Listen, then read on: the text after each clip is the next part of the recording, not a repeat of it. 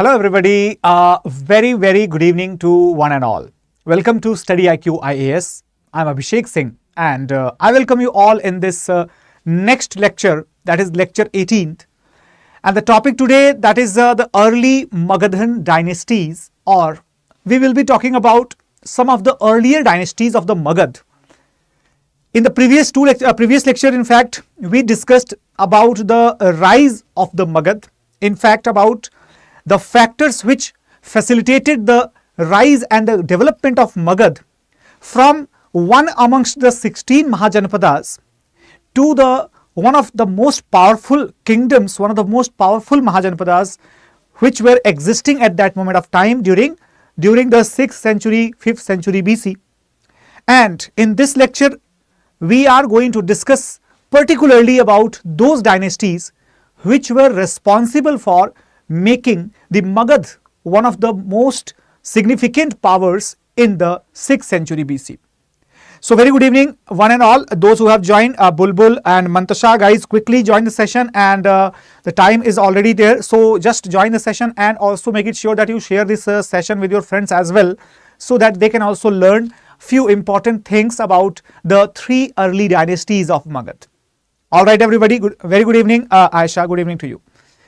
So in this lecture, first of all, we will be talking about a very important thing, that guys, here, in case if you want to get the content or get the PDF, etc. Unfortunately, on Sunday, I could not upload the PDF of the previous, last week lectures, but most probably by today evening or by today late evening, I will be uploading all the previous week's lecture content, whichever lecture contents are left.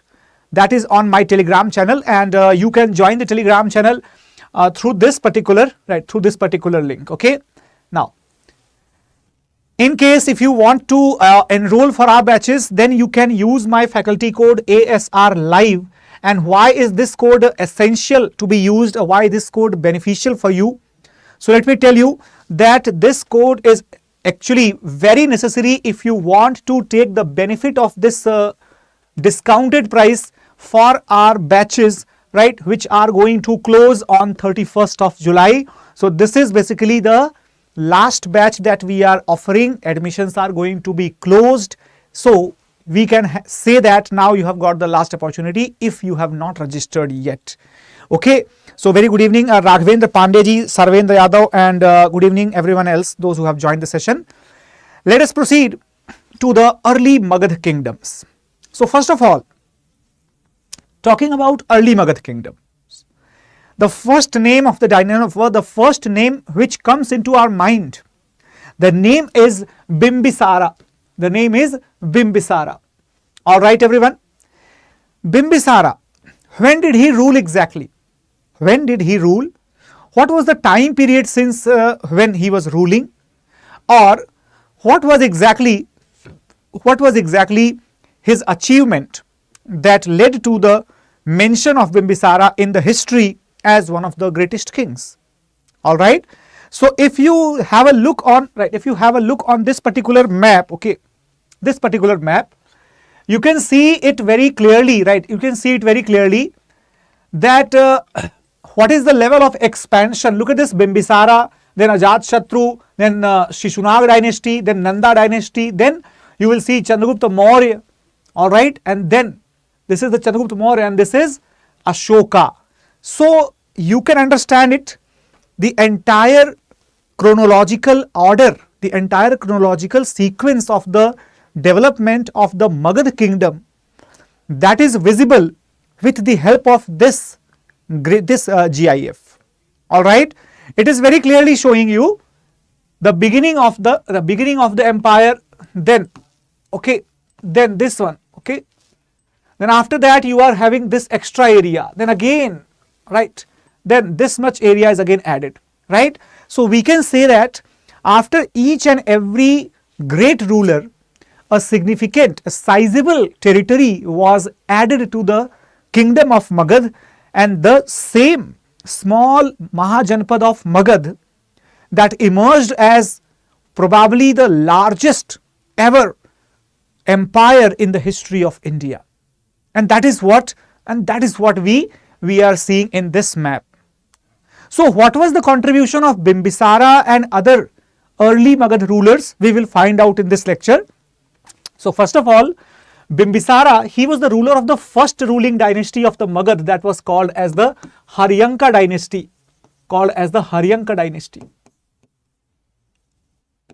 Okay.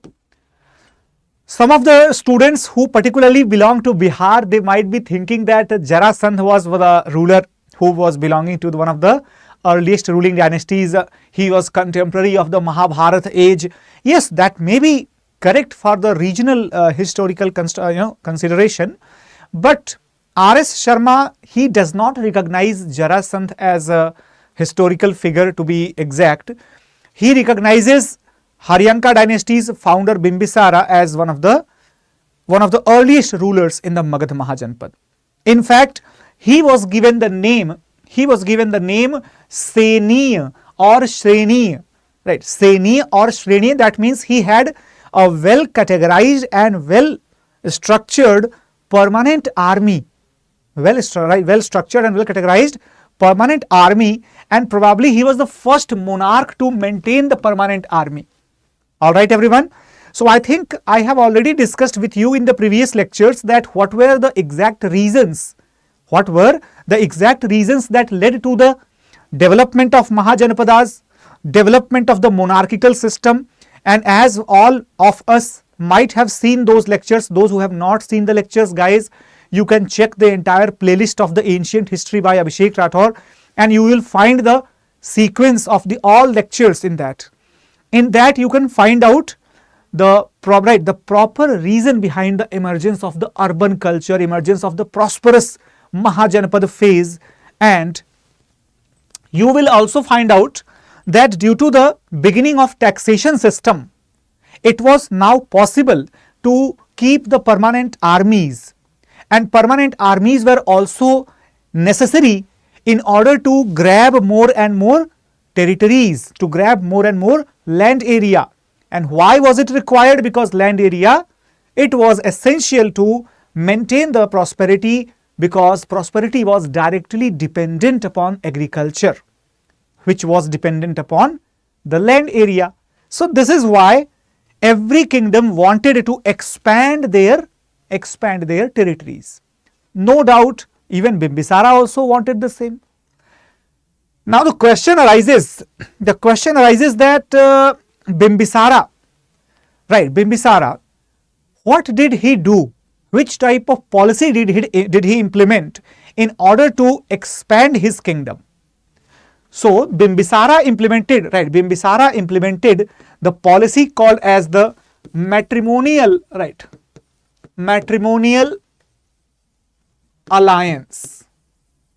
Okay, matrimonial alliances by Bimbisara.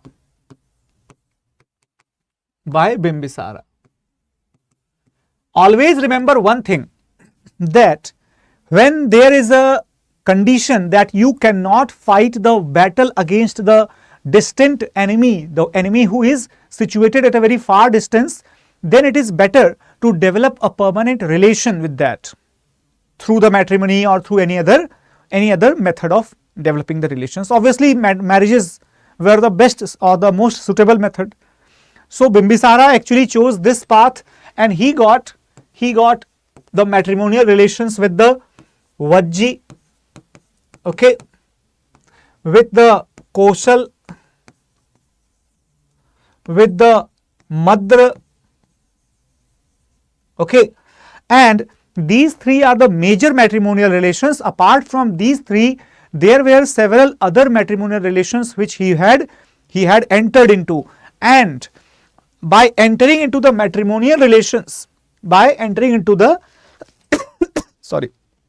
matrimonial relations, what happened that Bimbisara was successful in expanding his empire to a very huge level.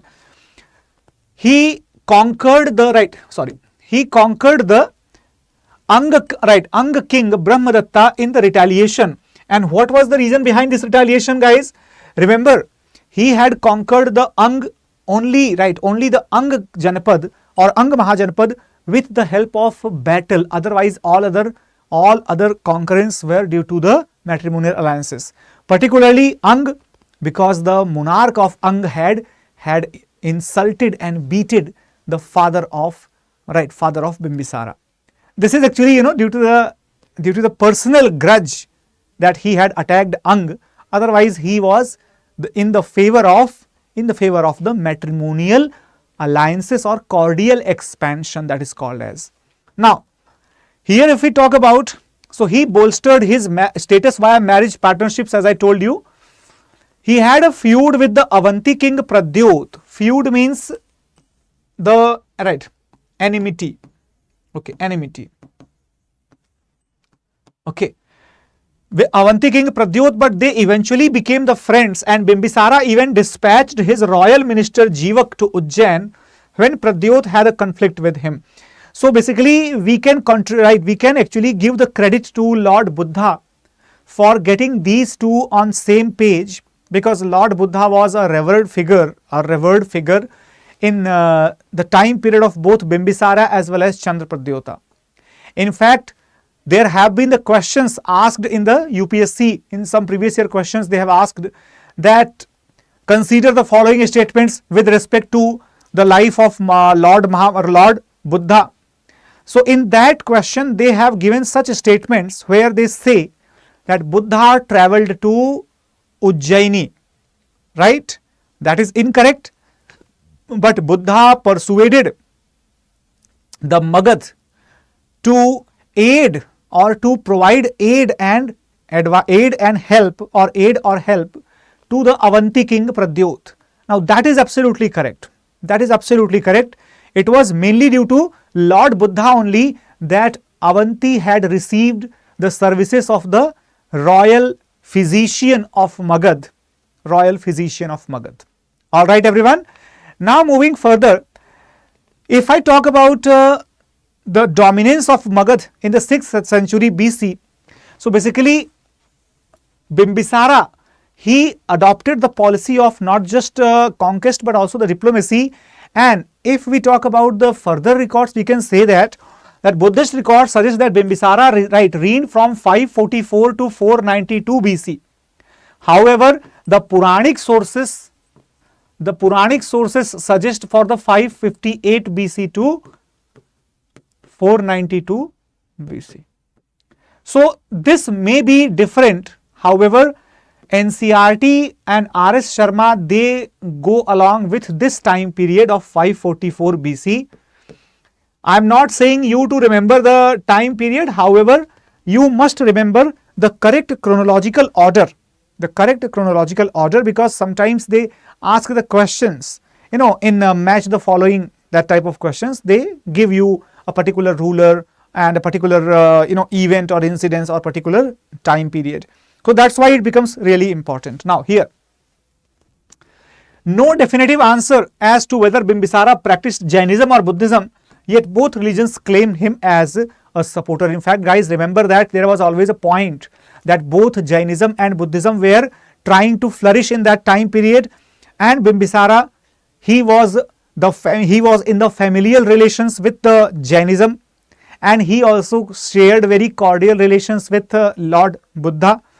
So basically, both the religions have claimed that Bimbisara was supporter of Jainism. It is said by Jainism, and Buddhism says that Bimbisara was supporter of Buddhism. All right. Now, if we talk about Ajatashatru,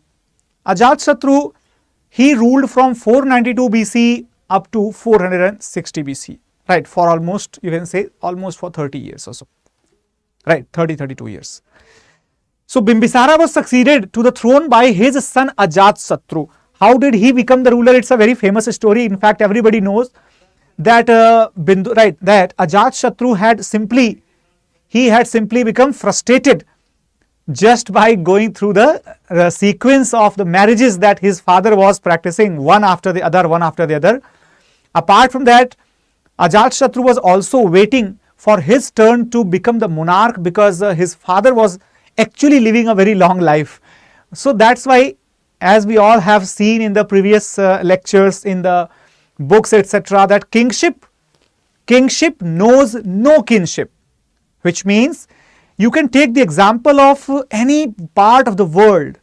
You will find that everywhere the people have killed their own brethren, their own families in order to become the ruler. So it was common amongst the people of ancient India, amongst the people of the medieval India, amongst the Islamic rulers, amongst the non-Islamic rulers, Buddhist rulers, or amongst the rulers irrespective of their religious faith or belief.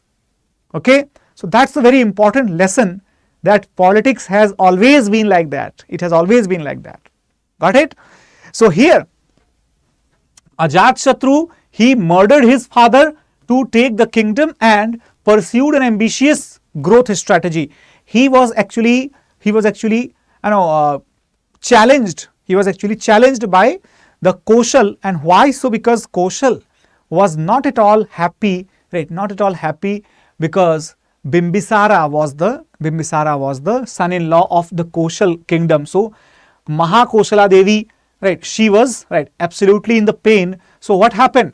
Prasenjit, the king of Kosal, he renounced the kingdom of Kashi. Kashi was gifted to Bimbisara as you can say dowry, or as an exchange of marrying with Koshala Devi or Mahakoshala Devi. So what happened? When the maternal parents snatched the Kashi Mahajanpad from Ajatashatru, he got very much frustrated, he got very much angry, and then he decided to fight a battle. Result was Ajatashatru won the battle and he grabbed Kashi permanently, right? So contrary to his father, if I talk about Bimbisara, he pursued the matrimonial alliance policy, okay, matrimonial alliance policy, or also known as the strategic marriages policy. Whereas Ajatashatru, right, Ajatashatru, he pursued the policy of conquest,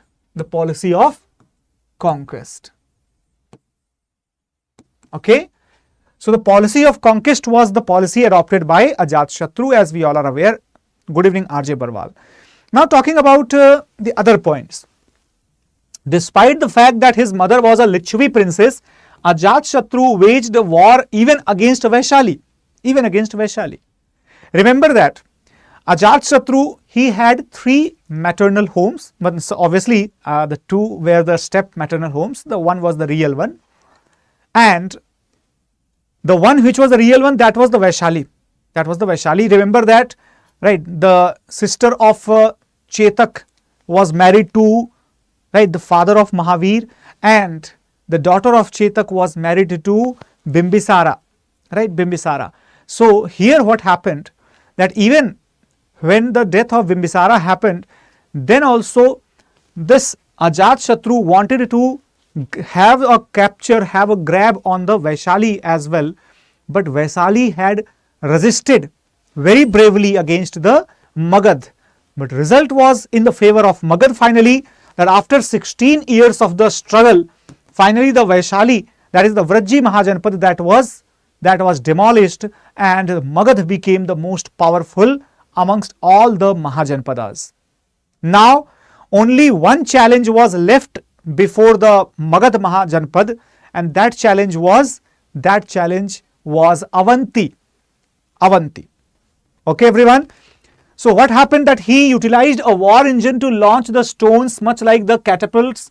He also owned the chariots with the maces attached, allowing the far right mass murders. Guys, if you might have seen that movie called Bahubali. So in Bahubali you might have seen one instrument, right? One instrument where from that particular mechanism, there was a long catapult, which housed a stone ball, and here with the help of the lever mechanism, if the lever was actually clutched, then what happened? Then this stone was actually thrown towards the enemy armies. Got it everyone? So there were two very special weapons. Okay, very special weapons. Remember which were the weapons? You might have heard about the Rath Musal. Okay, Rath Musal. Actually, the English name of this one was the catapult, obviously, right? Catapult. All right, and if you might have heard about Rath Musal, it was a particular specialized chariot. Okay, specialized chariot with a war engine in front of the chariot, having a circulating mace attached to it. Okay, so this mace was attached to it. It was continuously doing rounds and rounds. So that means resulted into the mass destruction of the incoming arms. So if I am talking about the other achievements of Ajatashatru, so Ajatashatru, the name itself is an achievement, because he was also known as a Kunik. He was also known as a Kunik. However, the name Ajatashatru is more famous because he was such a tremendous warrior that he could not see that anyone is coming in front of him as a challenger. So basically there were no enemies, practically no enemies could stand in front of him. That's why Ajatashatru. Okay. Now after that, what happened? Now Avanti was, as I told you, Avanti was a big challenge. In fact, due to the continuous struggles taking place between Avanti and Rajgriha, that was the capital of Ajatashatru. What happened? Finally, the capital was shifted to the new place called Pataligram. Later on, it became Pataliputra, and the new place Pataliputra, it was located at the banks of river Ganga, and also had embankments of Son, Gandak, right, etc. So we can say that probably the location of Pataliputra as a water fort became a big reason to make it a new capital, which was much safer than the Rajgir. Rajgir was also safe capital, surrounded by 5 hills. But as I told you that with the change in the time, Rajgir had become susceptible to the attacks of Avantis.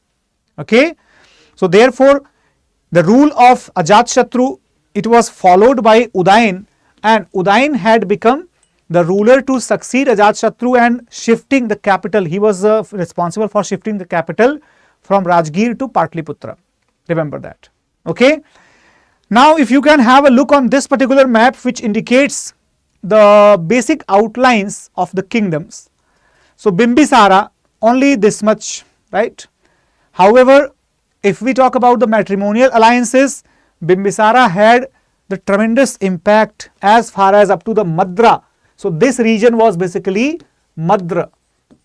Okay, Madra. Right here. Then this region was Vriji. Okay, and here it was Kashi. So Bimbisara had the significant matrimonial alliances. After that, you can see the green one is Ajatashatru. So Ajatashatru had probably this much of area under the cover, as you can see here. After that, there will be the extension done by the Shishunag dynasty. So this purple range will be the one which is extended by Shishunag, because we all should understand one thing, that Ujjaini, that was the capital of Avanti, it was finally captured by the next ruling dynasty of Magadh, and that is the dynasty of Shishunag. All right, everyone. So that is when Avanti also got disappeared from the scene of Mahajanpadas, and the only most powerful Mahajanpada that was left, that was Magadh Mahajanpad. All right, everyone. So let us learn about Shishunag dynasty. So basically, Udayan was replaced by Shishunag dynasty, which briefly relocated the capital to Vaishali. remember that it was the under the Shishunag dynasty where the capital of Magadh had become Vaishali. So what is the sequence? Rajgrih, right? Rajgrih, or it was called as a Girivraj earlier. So Rajgrih or Girivraj, followed by Patliputra, followed by Vaishali, followed by Patliputra once again. Okay. So Shishunag and Kalashok, these two rulers of the Shishunag dynasty, they ruled from Vaishali. Okay. So they are well known for crushing the strength of Avanti and putting the end to conflict between Magadh and Avanti. Got it? Puranas, they mention about a king known as Kalashok or Kakvarnin. Kakvarnin probably indicates the color of the appearance of the ruler, and that is why his name was Kalashok. Okay, Kalashok means the black Ashoka. Got it, everyone? Now, if I am talking about one thing, that how did Shishunag become the ruler? So he established the dynasty because he was an Amatya or official in the dynasty of Haryankas. The last ruler, Nagdashak, he was the master of Shishunag. Shishunag was the provincial governor of Kasi. Okay, and he became successful administrator after taking over from the Nagdashak under the demand of popular rebellion. So after that, what happened? He defeated Ujjaini and captured that area, and formally Magadh became the supreme power. After Shishunag, the next important ruler will be Kalashok. The only achievement about Kalashok is basically that he ruled during 383 BC, and this time period was the time of the second Buddhist council.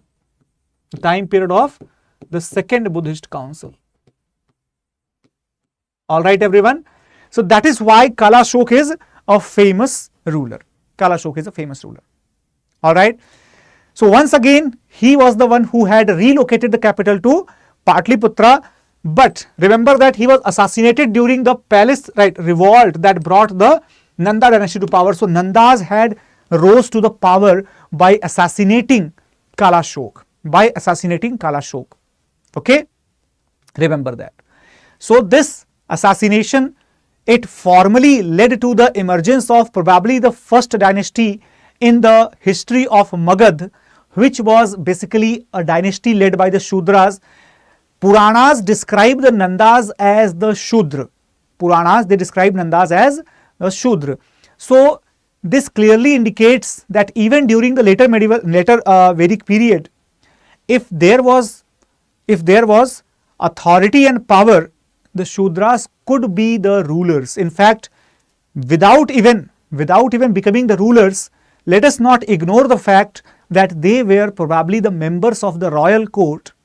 So can we have the assumption that probably if you had the possession over the land, if you had the connection with the aristocracy, then your social hierarchy, it did not matter that much.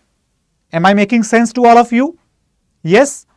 Now, talking about the Nanda dynasty, so they were very powerful, very formidable monarchs. In fact, if we talk about the territorial expansion of the Magadh, prior to Chandragupta Maurya or Ashoka, these were the Nanda rulers. Who had expanded the maximum territories of the Magadh empire. All right. It was during the Mahapadmanand, that for the first time Magadh became an empire, proper empire. Okay, everyone. Here the titles, you can see the titles. Mahapadmanand also called as the Ekrat, Ekchhatra, right? And Sarvakshatrantak. He was a great conqueror. Sarvakshatrantak, that means the destroyer of all the Kshatriyas. Okay. Ekchhatra, that means the only one supreme monarch. Ekrat, the only one supreme monarch. So both of them are having the similar meanings. All the titles were indicative of his being the sole authority over a huge area, being the sole authority over the number of smaller kingdoms who had willingly accepted the authority of Mahapadmanand.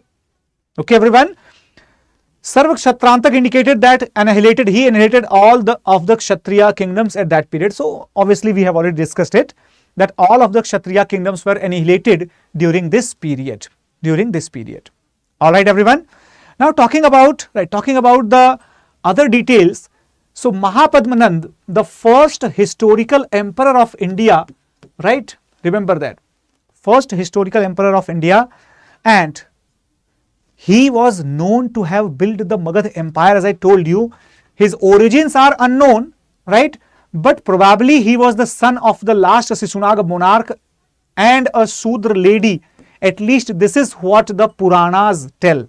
This is what the Puranas suggest. And particularly if I talk about the source of the story, so several Puranas, especially Vishnu Purana, right? Especially Vishnu Purana, it talks about the origin of the Magadh dynasties. However, there have been the Puranas like Padma Puran or Vayu Puran. Even they also provide some details about the Mauryas, pre-Mauryas, later Maurya dynasties. Okay, so these are amongst the pre-Mauryan dynasties. Now, he was the son of a barber and a harlot according to the Jain writings. So Jain writings say that he was son of the another obscure origin. So one thing is definitely clear, that no matter how much great ruler he was, the historians of that era were quite interested in denigrating his achievement. So whenever the elite historian groups, they start belittling the accomplishment of any individual, it has to be understood that individual belonged to the socially downtrodden categories. So definitely he must belong to the Shudra Varna or Shudra category for sure. So Nandas were labeled as adharmikas, or who violated the dharma rules, right? And they have also been described in the literature as belonging to the Annat Kul. Okay, Annat Kul means what? Basically, this is Annat Kul, also can also be read as the Agyat Kul, right? Called as Agyat Kul. Okay, Annat Kul is basically in the Prakrit dialect, okay, Prakrit language.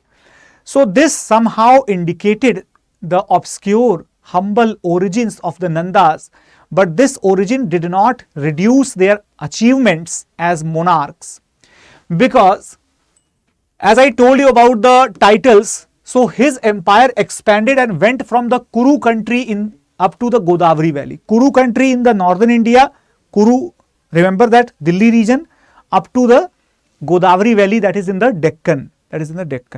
Okay. Then he annexed Kaling to Magadh and carried a victory trophy of the Jinn. So he defeated Kaling as well, and took away the sculpture of Jinn, Who was the Jinn? Jinn was basically Lord Mahavir. Okay. Now, because of his enormous army, he is also called as the Ugrasen in the Pali scriptures. Guys, they had huge army, huge composition of army. Ugrasen is basically the title which indicates the commander of very angry army. Ugrasen. Ugrasen means the commander of the army which is very angry, very anguished army. Alright. They kept 2 lakh men, 60,000 cavalry, 6,000 war elephants on the hand.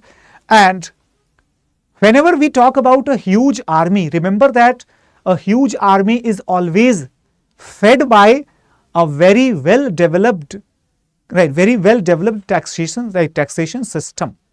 So the army which is powerful, which is enormous, which is very extensive, that army must be feeding upon the high revenues or feeding upon the great amount of revenues being gathered by the numerous officials in the administration from the people across his vast territories and primarily from the peasants and the merchants, right? So now I think you understood my next question, that as per you, what would have been the situation of the army, traders, merchants, etc. during the rule of Mahapadmanand or during the rule of any of the Nanda dynasty rulers? You got the assignment very clearly. Anybody can tell me that, sir, the condition must have been very poor, very poor. Why? Because in a comparatively smaller area, if the ruler is able to maintain such a vast and extensive army, naturally the ruler was exploiting he was over-exploiting the people in his kingdom, in his dominions. Alright everyone? So that is why the overall analysis of this particular ruler does not tell us a bright picture, does not show us a bright picture about the people, about the conditions of the society during that time period. Okay, so this type of questions, they could be indirectly or directly the part of your mains examination, that during this question can be formatted as in a direct form. For example, the impact of autocratic rule is always borne by the innocent people in the society. Simple question and direct question. There you can give the example right from the Mahapadmanand up to the British administration. Despotic rule, autocratic rule, the fruits of this type of administration that are always born, always fell upon the common people. Okay. Now, Dhanananda, the final emperor of the Nanda dynasty, and this ruler in the Greek, he was called as Agrames or Xandrames. More importantly, he was the ruler of Magadh when his contemporary Alexander of Macedonia, he had attacked over the northwestern parts of India, right? In fact, we come across to the stories that Alexander's armies refused to move forward to fight against the Nandas when they heard about this moving forts. Moving forts, basically the huge elephants with the complete covered armored bodies. Okay, so that means they were probably aware about the presence of the elephants, but they were not sure about the size and agilities of the elephants, of such animals, right?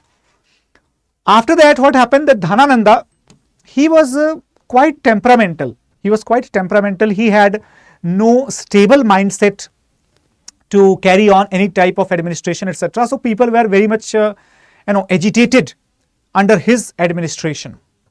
One of such persons who were agitated, was Acharya Chanakya.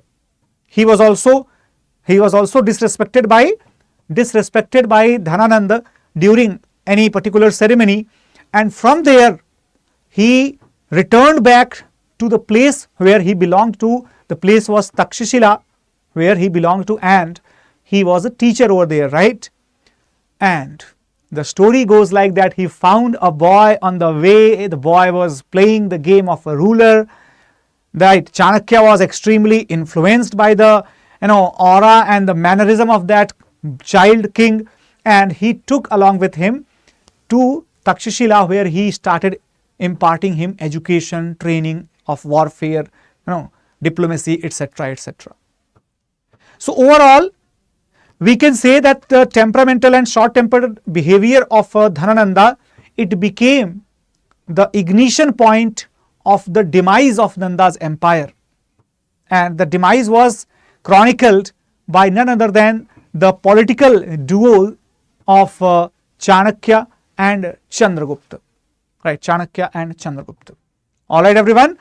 So all these details about his armies, they were actually mentioned they were actually mentioned by the contemporary Greek scholars, okay, particularly Strabo. Particularly Strabo mentions about these numbers in the army. However, we don't have the exact evidence that these were the fixed numbers of the army. Okay, there were other later European travelers and historians as well, like Pliny was there, right? Pliny the Elder, the Roman senator, and after that, one of the unknown historians who wrote a very famous book called as the Periplus of the Erythraean Sea. So they all have mentioned about the early Greco-Roman and Indian contacts, and most of them have described about these dynasties or the later dynasties to come. So guys, in the next lecture tomorrow, we will be studying about what? We will be studying about the Maurya dynasty, right? About the Maurya dynasty. So remember that this dynasty, because right, Nandas, they were probably the last dynasty before the Mauryas, and they are also known as the developers of Nandopakramani. Okay, Nandopakramani means what? Nandopakramani means the particular unit of measurement. All right, particular unit of measurement. So he will be finally beheaded due to his unpopular conduct and short-tempered behavior. He will obviously attract the wrath of the people, and therefore when Chandragupta will murder him, what happened? The people will be extremely happy and overjoyed with this incident, and they will be accepting Chandragupta as their next monarch.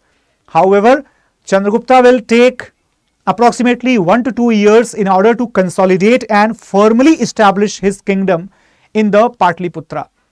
So guys, we will be doing that part of the story in the next lecture tomorrow.